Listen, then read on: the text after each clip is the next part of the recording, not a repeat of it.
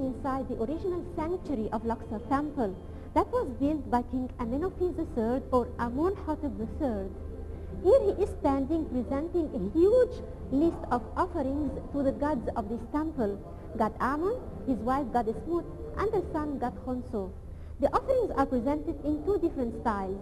The first one is by putting them over a table or an altar in the middle of the sanctuary. The other style is that we can see him kneeling down here, holding a tray. Above the tray, 4 jars.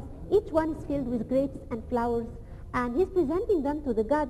But the interesting thing is a big list in front of him that contains names of offerings.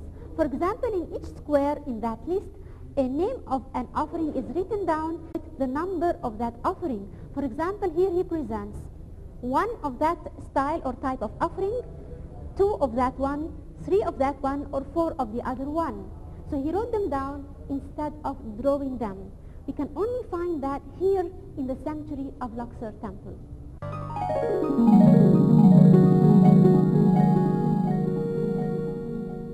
The priesthood of the New Kingdom owned their great power and even their final triumph over the king himself, chiefly to the riches. Their riches were due for the most part to royal gifts. The golden age for the temples began in the 18th dynasty.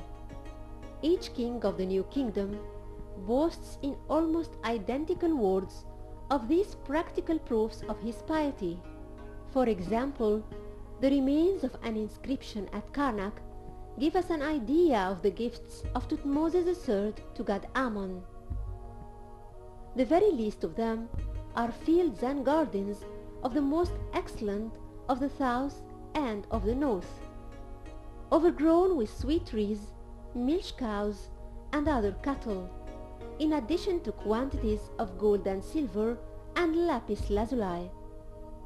Finally, he settled upon Ammon 3 of the conquered towns which had to pay a yearly tribute to the god.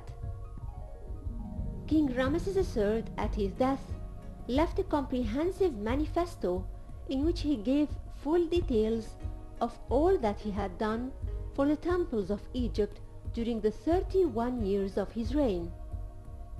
The figures in these lists are evidently taken from the account books of the state and of the various temples, and ought therefore to be worthy of credence.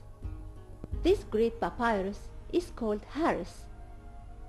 It's 133 feet long and contains 79 pages of very large size. It's divided into 5 sections according to the recipients of the gifts.